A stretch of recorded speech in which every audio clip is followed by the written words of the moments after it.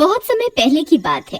कुछ डाकू लूट का सारा सोना लेकर जंगल में उसे कहीं छुपाने के लिए आते हैं, लेकिन उन्हें वहाँ कोई सुरक्षित जगह दिखाई नहीं देती। सरदार, हमने इतना सारा सोना तो इकट्ठा कर लिया है, लेकिन इसे छुपाए कहाँ? अगर हमने इसे पेड़ पर छुपा दिया तो किसी न किसी की नजर जरूर इस पर पड़ जाएगी। तुम सही कहते हो कालिया, हम इस सोने को पेड़ पर नहीं छुपा सकते। तुम सब मिलकर एक काम करो, यहीं एक गहरा सा गड्ढा खोदकर सारा सोना उसमें छुपा दो। फिर वे सब चोर मिलकर एक गहरा गड्ढा खोदने लगते हैं। कुछ ही देर में वे सब मिलकर एक गहरा गड्ढा खोद देते हैं। तभी उन्हें उस गड्ढे से बहुत तेज बदबू आने लगती है। कालिया उसमें झांक कर देखता है तो उसकी आंखें फटी की फटी रह जाती हैं। उसे गड्ढे में एक चुड़ैल दिखाई देती है। डर के मारे उसकी आवाज ही बंद हो जाती है। क्या हुआ कालिया, तुम्हारी सिट्टी पिट्टी गुल क्यों हो गई? ऐसा क्या देख लिया तुमने? तभी देखते ही देखते वह चुड़ैल उस गड्ढे में से बाहर आ जाती है। वह आकार में बहुत बड़ी होती है। वह सब डाकू बहुत डर जाते हैं और दुम दबाकर वहाँ से भागने लगते हैं। अरे भागो रे, ये तो कोई चुड़ैल है, ये तो हमें कच्चा ही खा जाएगी। सरदार जल्दी यहाँ से भागो। हाय भागो रे, सबके सब यहाँ से निकलो, जल्दी जल्दी भागो। फिर वे सब किसी तरह वहाँ से अपनी जान बचाकर भाग जाते हैं। अरे सरदार, हमारा सारा सोना तो वहीं रह गया, अब क्या करें? अरे कालिया, सोना तो हम फिर से लूट लेंगे, अभी अपनी जान बचाना ज्यादा जरूरी है। हमें यहाँ से निकलना होगा, हो सकता है वो चुड़ैल हमारा पीछा कर रही हो। वे सब लोग उस जंगल से बहुत दूर भाग जाते हैं।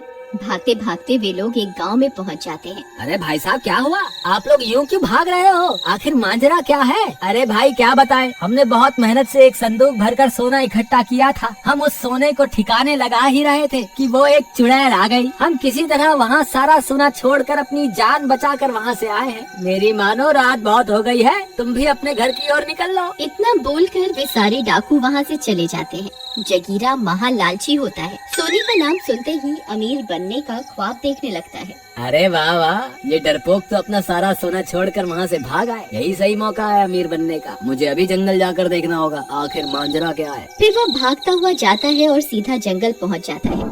वहाँ उसे एक बड़ी सी चुड़ैल दिखाई देती है। वह उस गड्ढे के पास खड़ी हुई होती है। अरे बाप रे, ये तो बहुत बड़ी चुड़ैल है। वो डाकू तो सही बोल रहे थे, ये कहाँ से आ गई? मुझे बहुत भूख लगी है, वह सारे तो भाग गए, अब मैं क्या खाऊं? तभी उसकी नजर उस सोने के संदूक पर पड़ती है। लगता है इस संदूक में जरूर कुछ खाने का होगा। फिर वह उस संदूक को खोलती है और सारे सोने के सिक्कों को खा जाती है।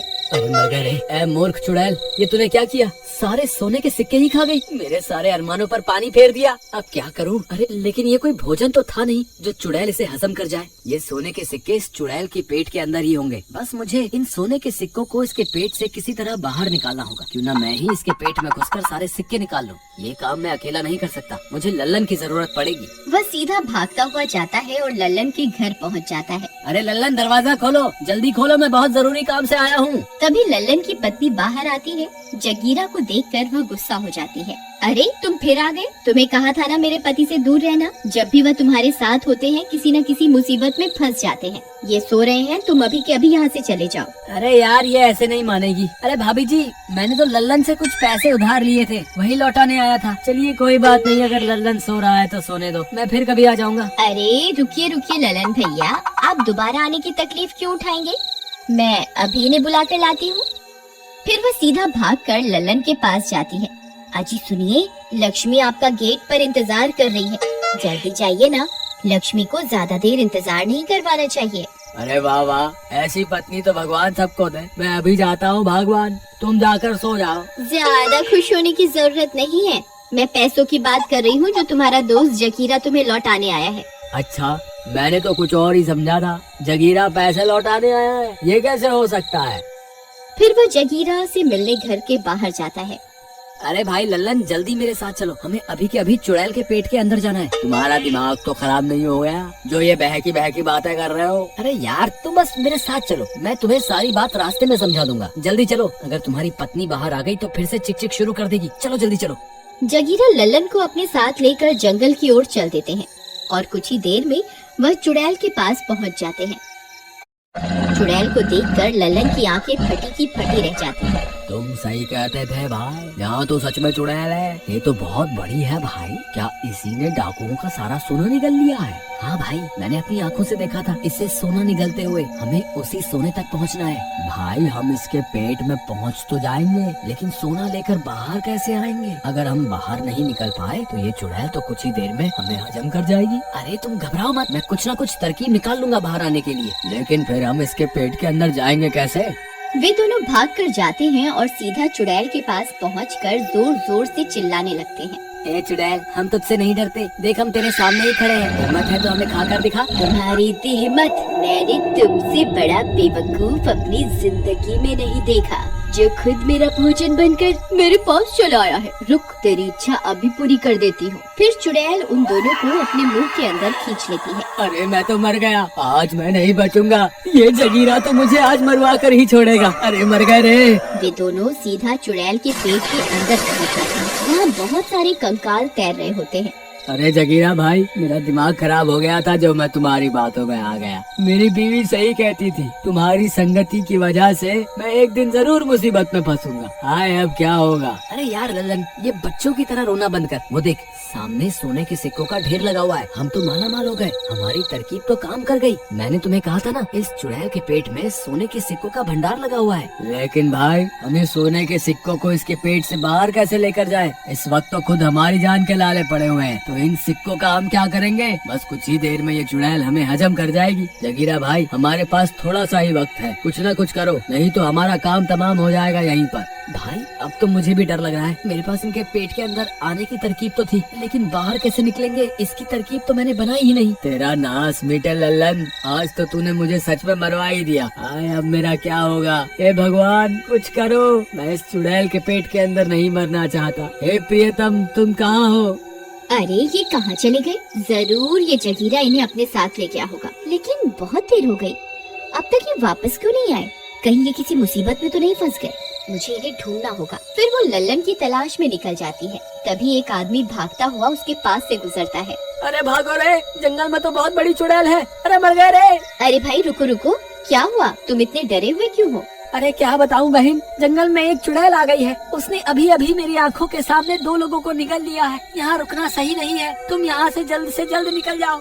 हे भगवान, कहीं ये चुड़ैल मेरे पति को तो नहीं निगल गई। फिर वह उसी चुड़ैल की तलाश में जंगल में घुस जाती है। थोड़ी दूर चलने पर उसे वह चुड़ैल दिखाई देती है। हे भगवान, ये तो बहुत बड़ी है, जरूर इसी ने मेरे पति को निगला होगा। मुझे कुछ न कुछ करना ही होगा। फिर वह भागकर वापस अपने घर जाती है और घर में पड़ा मिट्टी का तेल उठा लेती है और उसे लेकर वापस जंगल की ओर चल पड़ती है। कुछ ही देर में वह उस चुड़ैल के पास पहुंच जाती है। ए चुड़ैल, देख मैं तेरे सामने ही खड़ी हूँ, हिम्मत है तो मुझे खाकर दिखा। अरे वाह, आज का दिन तो बहुत अच्छा है। आज तो मेरा भोजन खुद ही मेरे पास चल कर आ रहा है। हाँ क्यों नहीं, मैं तुम्हारी इच्छा अभी पूरी कर देती हूँ। फिर वो चुड़ैल अपना मुंह खोलकर उसे भी अपने पेट के अंदर खींच लेती है और वह भी अपने पति के पास पहुंच जाती है। लल्लन अपनी पत्नी को वहां देखकर हैरान रह जाता है। अरे प्रियतम, तुम यहाँ क्या कर रही हो? क्या तुम मेरी जान बचाने यहाँ आई हो? मुझे माफ कर दो, मैंने तुम्हारी बात ना मानकर बहुत बड़ी गलती कर दी। कोई बात नहीं, अभी हमें यहाँ से जल्द निकलना होगा। भाभी मुझे माफ कर दो, मेरी वजह से लल्लन भी यहाँ फंस गया है। लेकिन भाभी इसमें क्या है? इसमें मिट्टी का तेल है, इससे इस चुड़ैल का हाजमा खराब हो जाएगा और ये उल्टी करने के लिए मजबूर हो जाएगी और हम इसके पेट से बाहर निकल जाएंगे। फिर गिरा सारा तेल उसके पेट में पलट देता है। थोड़ी ही देर में चुड़ैल का हाजमा बिगड़ जाता है। अरे ये मुझे क्या हो रहा है? ये अचानक से मेरा मन उल्टी करने को क्यों होने लगा? फिर चुड़ैल उल्टी करने लगती है। मुझे लगता है ये चुड़ैल उल्टी करने वाली है, हमें तैयार रहना चाहिए। अरे भाई रुको, हमें जल्दी से सारा सोना इकट्ठा कर लेना चाहिए। लगता है आपने अभी भी सबक नहीं सीखा। अजी सुनिए, आप चुपचाप यहीं खड़े रहिए, हमें बस यहाँ से बाहर निकलना है। हमें सोना नहीं, अपनी जान ज्यादा प्यारी है। आप चुपचाप यहीं खड़े रहिए बस। ठीक है भगवान, पत्नियां हमेशा ठीक ही होती हैं, हम आदमी ही उन्हें समझ नहीं पाते। फिर जगीरा सोने के लालच के चक्कर में सोना इकट्ठा करने लगता है। तभी वो चुड़ैल उल्टी कर देती है और लल्लन और उसकी पत्नी को बाहर उगल देती है। बाहर निकलते ही वे दोनों वहाँ से भाग जाते हैं, लेकिन सोने के लालच के चक्कर में जगीरा वहीं फंस जाता है। अरे चुड़ैल, तेरा नाश मिटे, मैं तो यहीं रह गया। कृपा करके फिर से उल्टी करो ना। ए चुड़ैल, फिर से उल्टी क्यों नहीं कर रही? हे भगवान, मेरा लालच तो महंगा पड़ गया। हे भगवान, अब मैं क्या करूं? यहाँ से बाहर कैसे निकलूं? जगीरा को लालच की वजह से अपनी जान से हाथ धोना पड़ता है। उस तालुका की सबसे बड़ी जेल थी, पर वो एक और चीज के लिए काफी मशहूर थी, और वो था उसका सेल नंबर 2। और जब वहाँ रंजीत ठाकुर आते हैं नया इंस्पेक्टर बनकर, तो सारे हवलदार उन्हें सेल नंबर 2 के बारे में बताने लगते हैं। अरे सर, आप नए नए हैं यहाँ, इसीलिए आपको इस सेल नंबर 2 के बारे में नहीं पता होगा। लेकिन ये बहुत ही खतरनाक सेल है और यहाँ किसी कैदी को नहीं रखा जाता। आखिर क्या है इस सेल नंबर 2 में ऐसा तो जो पूरे तालुका में इसकी इतनी चर्चा है? सर, कहते हैं यहाँ एक बार एक पति पत्नी को सजा हुई थी और अचानक उनकी मौत भी हो गई थी। इसीलिए तब से ये सेल नंबर 2 शापित हो गया है। कई सारे कैदियों को इस सेल से भयानक आवाजें भी सुनाई देती हैं। तुम सब इस जमाने में भी इन सब चीजों पर विश्वास करते हो? सर, मैं सच कह रहा हूँ, ये सेल सच में शापित है। यहाँ इस सेल में एक भूत और चुड़ैल की आत्मा कैद है। मैं इन सब में बिल्कुल नहीं मानता, समझे? भूत चुड़ैल जैसा कुछ भी नहीं होता। सर मैंने कहा ना, मैं इन सब में नहीं मानता। इसीलिए आज जो ये 2 चोरों को पकड़ा है मैंने, इन्हें इस सेल नंबर 2 में डाल दो। अरे साहब, पूरा तालुका जानता है इस सेल नंबर 2 के बारे में। यहाँ भूत चुड़ैल का साया है। हमारे साथ ऐसा मत कीजिए। हाँ साहब, आप हमें चाहे कड़ी से कड़ी सजा दीजिए, लेकिन हमें इस सेल में मत डालिए। ये तुम्हें चोरी करने से पहले सोचना चाहिए था। अब भुगतो अपनी सजा। पाटिल, डाल दो इन्हें जेल में। अरे मर गए। अरे हवलदार साहब सुनिए, अरे सुनिए, हमें यहाँ मत डालिए, हमें यहाँ से निकालिए। अरे आज के बाद मैं कभी चोरी नहीं करूँगा। अरे सुनिए दरोगा साहब, हम आज के बाद कोई बुरा काम नहीं करेंगे, बस हमें इस जेल से निकाल दीजिए। चलो अच्छा है, इन भूत चुड़ैल के कारण अब ये दोनों कम से कम चोरी करना तो छोड़ ही देंगे। रंजीत पढ़ा लिखा अफसर था। वो इन सब भूत और चुड़ैल की बातों में विश्वास नहीं करता था, इसलिए उसे जेल में कैद भूत चुड़ैल के किस्से पर विश्वास नहीं था। पर उस जेल में रह रहे कैदियों को अब बहुत डर लगने लगा था। अरे मुझे तो बहुत डर लग रहा है। रात हो गई है और इस अंधेरे में मेरी हालत ही खराब हो रही है। सच कहा भाई, मेरी तो डर के मारे धड़कनें ही तेज हो रही हैं। दोनों चोर आपस में बातें कर ही रहे थे कि वहाँ भूत और चुड़ैल आ जाते हैं। तुम कहो तो मैं तुम्हारी धड़कनें रोक देता हूँ, फिर तेज भी नहीं होगी। हाँ, वैसे भी हमने कई दिनों से किसी इंसान को नहीं मारा। आज तुम दोनों यहाँ आ ही गए हो तो। अरे बचाओ, अरे बचाओ हवलदार साहब, दरोगा साहब, कहाँ हैं आप? अरे हमें यहाँ बंद करके कहाँ चले गए? कोई निकालो हमें यहाँ से, ये भूत और चुड़ैल हमें खा जाएंगे। तुम जैसे लोगों की वजह से मासूम लोग फंस जाते हैं। चोरी तुम लोग करते हो, बेगुनाह लोगों को सजा मिल जाती है। इसीलिए आज तो तुम दोनों को सबक सिखाना ही पड़ेगा। अरे माफी मांगते हैं भूत जी, चुड़ैल जी, आज के बाद हम कभी चोरी नहीं करेंगे। हाँ, सच में हमें माफ कर दीजिए, आज के बाद हम कभी ऐसा कुछ नहीं करेंगे। पर आज इतने दिनों बाद कोई कैदी हमारे पास आया है, आज तो तुम दोनों नहीं बच सकते हमसे। अरे हवलदार साहब, दरोगा साहब, हमें निकालिए यहाँ से। क्या कहती हो? इसका पहले खून पीऊं या हड्डियां तोड़ दूं? तुम दोनों बताओ क्या करें हम तुम्हारे साथ। चोर भूत और चुड़ैल की बातें सुनकर बेहोश हो जाते हैं और जब उन्हें होश आता है तब रंजीत उनके सामने होता है। अरे क्या हुआ तुम दोनों को? तुम दोनों बेहोश कैसे हो गए? अरे अरे आप सब कहाँ रह गए थे? आपको पता भी है उस जेल में भूत और चुड़ैल हमारा खून पीने वाले थे। हमारी तो हालत ही खराब हो गई थी उन दोनों को देख के। हमें उस जेल में मत डालिए, हम नहीं रह सकते उस जेल में। क्या तुम्हें वो भूत और चुड़ैल दिखे थे? अरे और नहीं तो क्या, आपको क्या लगता है हम बेहोश क्यों हो गए थे? हैं? दरोगा साहब, आपसे विनती है, हमें उस जेल नंबर 2 में मत डालिए। हम कहीं भी रह लेंगे पर वहां नहीं। ऐसा कैसे हो सकता है? भूत और चुड़ैल जैसी कोई चीज नहीं होती। अरे आप मानते क्यों नहीं? एक काम करिए, आप खुद वहां रहकर देख लीजिए। आपको जैसे वहां रखना हो रख लीजिए, बस हमें बख्श दीजिए। ओए, चुप रहो तुम दोनों, साहब क्यों वहां रहेंगे भला? अगर मुझे सच का पता लगाना है तो मुझे वहां एक रात रुकना ही होगा पाटिल। ये आप कैसी बातें कर रहे हैं सर? आप वहां कैसे रुक सकते हैं? उस भूत चुड़ैल ने आपको कुछ कर दिया तो? अगर वो दोनों सच में हैं, तो मुझे जानना है कि उनका मकसद क्या है। और अगर वहां कुछ नहीं हुआ तो ये साबित हो जाएगा कि भूत और चुड़ैल जैसा कुछ भी नहीं होता। रंजीत ने ये ठान लिया था कि वो सच का पता लगा कर रहेगा। उस रात उसने जेल नंबर 2 में रहने का फैसला किया। रात के करीबन 2 बज रहे थे और उसे भयानक हंसी की आवाज आने लगी। ये कैसी हंसी है? कौन है यहाँ? जिससे तुम मिलना चाहते हो और सोचते हो कि भूत चुड़ैल कुछ होता ही नहीं। मैं इतना कमजोर नहीं, सामने आओ मेरे। क्यों, क्या हुआ?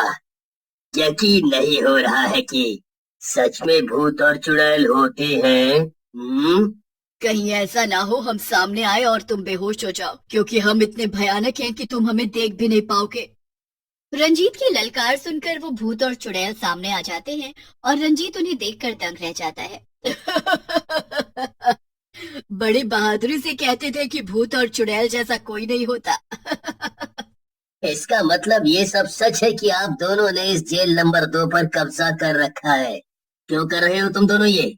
सबसे पहले हम दोनों इस जेल में आए थे और हम दोनों की इस जेल में मौत हो गई थी। तब से हम यहीं कैद हैं। तुम दोनों जीते हुए भी बुरे काम करते थे और मरने के बाद भी तुम दोनों यही कर रहे हो। हमने कोई गलत काम नहीं किया था, हमें फंसाया गया था। क्या मतलब है तुम्हारा? मुझे बताओ, तुम दोनों यहाँ कैसे पहुँचे? तुम हमारी कहानी सुनना चाहते हो ना? तो सुनो। हमारा एक छोटा सा परिवार हुआ करता था। हम दोनों, हमारा प्यारा बेटा और मेरी सास, हम चारों बहुत खुश थे। मेरे पति, हमारा प्यारा सा बच्चा इतना प्यारा था कि हमें लगता था कि हमें दुनिया की सारी खुशियां मिल गई हैं। मेरे पति ललन सेठ के यहाँ काम करते थे। वो हीरों के व्यापारी थे और मेरे पति वहाँ मैनेजर थे। पर एक दिन ललन सेठ ने चोरी के हीरे विदेश से मंगवा लिए और जब पुलिस ने उन्हें पकड़ने की कोशिश की तो उन्होंने इल्जाम मेरे पति पर लगा दिया। हमारा छोटा सा संसार जैसे बिखर सा गया था। ललन सेठ को डर था कि मेरे पति सारी सच्चाई सबको बता देंगे, इसलिए उन्होंने मेरे पति को जेल में ही जहर देकर मारने का प्लान बनाया था। उस दिन मैं इनसे जेल में मिलने आई थी। पुलिस वालों ने मिलकर इनके खाने में जहर मिला दिया। मैं ये सदमा बर्दाश्त नहीं कर सकी और मैंने भी वो जहर वाला खाना खा लिया। हम दोनों की इसी जेल नंबर 2 में ही मौत हो गई। तब से हम दोनों की आत्मा यहाँ भटक रही है। हम दोनों के मरने के बाद पता नहीं मेरे बेटे रंजीत का क्या हुआ होगा। कितने साल हो गए, हमने उसे देखा तक नहीं। उसका नाम भी रंजीत था? उसका नाम भी मतलब? मेरा नाम भी रंजीत है। तुम्हारा पूरा नाम रंजीत ठाकुर है। पर आपको कैसे पता? हमारी दुनिया को इतना प्यारा बनाने वाले वो बच्चे तुम ही हो रंजीत। मैंने कभी नहीं सोचा था कि मैं कभी अपने बच्चे से मिल भी पाऊंगी। माँ, बाबा, आप दोनों यहाँ शायद, इसीलिए दादी ने मुझे कभी भी आप दोनों के बारे में नहीं बताया। रंजीत, तुम्हारी दादी कैसी है? वो अब बहुत बूढ़ी हो चुकी हैं बाबा, पर उन्होंने मुझे बहुत प्यार से पाला और एक पुलिस ऑफिसर बनाया, जिससे मैं किसी भी बेगुनाह को सजा न भुगतने दूं। हमारी बुरी किस्मत तो देखो, इतने सालों बाद अपने बच्चे को देख रही हूँ, वो भी इस हालत में। माँ, बाबा, मैं उस वक्त आपके लिए कुछ नहीं कर पाया था, लेकिन मैं अब आप दोनों को इंसाफ जरूर दिलवाऊंगा। मैं उस लल्लन सेठ का पर्दाफाश करके रहूंगा। रंजीत, मैंने उसके साथ बहुत काम किया है, इसलिए मुझे पता है कि उसने अपने काले कामों के सारे सबूत एक तिजोरी में रखे हैं, जो उसके घर के नीचे बने एक कमरे में है। अगर तुम उन फाइल्स को हासिल कर लो तो सारा सच बाहर आ जाएगा। आप चिंता मत कीजिए बाबा, आपका ये बेटा आप दोनों को इंसाफ जरूर दिलाएगा। रंजीत ने अपने माता पिता को इंसाफ दिलाने के लिए ललन सेठ के यहाँ सर्चिंग वारंट जारी कर दिया। उसने ललन सेठ के घर को छानना शुरू कर दिया। तू कितनी भी कोशिश कर ले इंस्पेक्टर, तुझे यहाँ कुछ नहीं मिलेगा। यहाँ नहीं मिलेगा, लेकिन तेरे घर के नीचे जो कमरा है वहाँ तो मिलेगा ना लल्लन सेठ। तू इन सब के बारे में कैसे जानता है? जिस विक्रम ठाकुर को तूने चोरी के इल्जाम में फंसाया था वो मेरे बाबा हैं। अब तेरी बारी है जेल में सड़ने की लल्लन सेठ। अब तेरा वक्त पूरा हुआ।